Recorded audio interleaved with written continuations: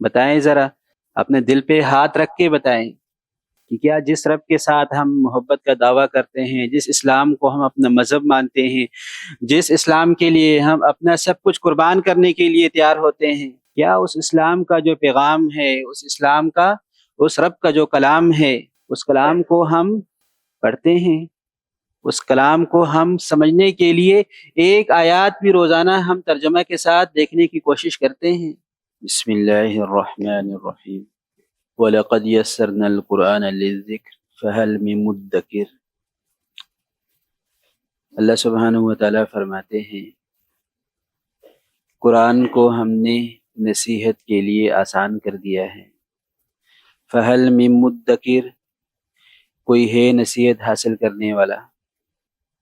دوسری جگہ اللہ سبحانہ وتعالیٰ فرماتے ہیں کہ ہم نے یہ بابرکت کتاب نازل کی ہے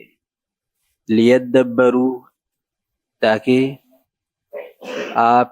اس کی آیاتوں میں غور و فکر کریں، تدبر کریں۔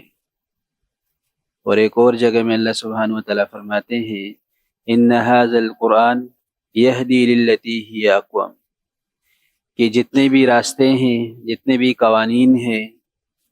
جتنے بھی ادارے ہیں، اس میں سے سب سے درست، سب سے سیدھا اور سب سے بیلنس والا راستہ اور بیلنس والا قانون وہ قرآن ہے، ہی اقوام۔ تو یہ قرآن پاک یہ کلام الہی بھی ہے اور یہ ہمارے لیے نظام الہی بھی ہے۔ یعنی قرآن پاک صرف پڑھنے کے لیے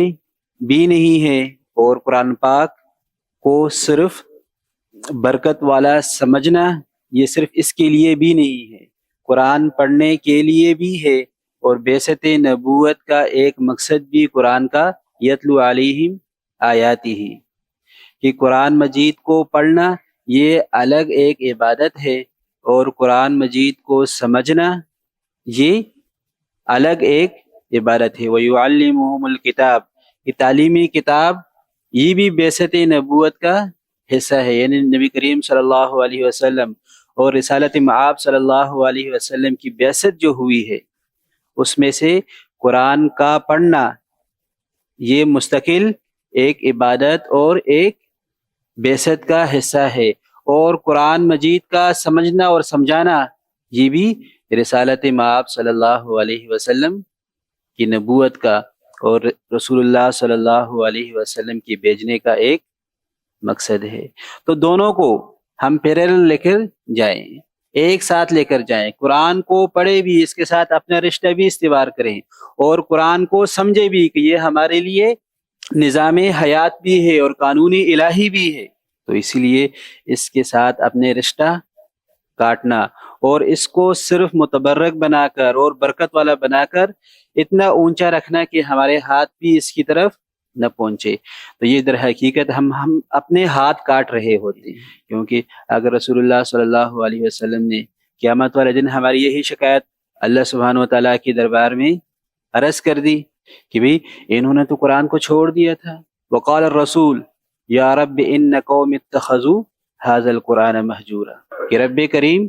یہ میری وہ قوم ہے جنہوں نے قرآن کو پس پش ڈال لیا تھا، قرآن کو بالکل چھوڑ ڈالا تھا۔ تو رسول اللہ صلی اللہ علیہ وسلم تو ہمارے لیے شفاعت کے ہم امیدوار ہیں، اور خدا نخواستہ رسول اللہ صلی اللہ علیہ وسلم دربار الہی میں کھڑے ہو کر وہاں پر ہمارے ہی شکایت لگا لیں تو کیا حال ہوگا جی؟ صرف گیس کریں، اندازہ کریں کہ بھی ہماری بدبختی اور ہماری تباہی کے لیے اس سے بڑا سبب کیا ہوگا کہ جو ہمارے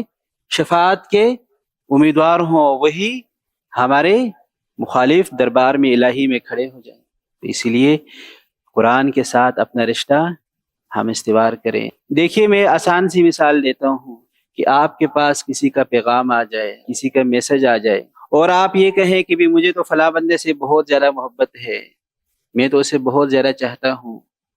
اور میسج کھول کے آپ اس کو دیکھنا اور پڑھنا سمجھنا گوارا نہ کریں، آپ اتنا فرصت اور اتنا ٹائم آپ اس کے لیے نہ نکالیں کہ اس کے پیغام کو ہی پڑھ لیں،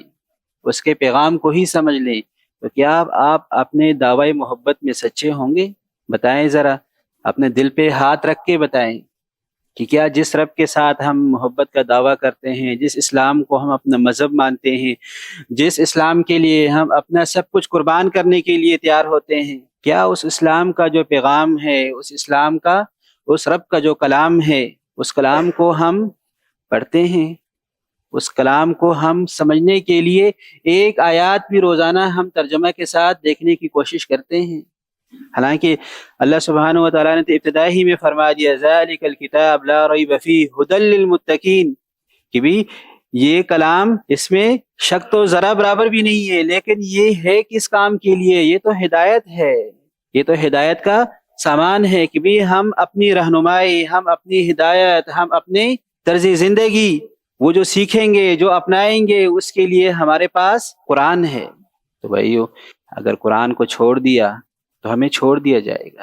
ہمیں دھتکار دیا جائے گا، اور ومن اعرض عن ذکری فإن له معیشۃ ضنکا،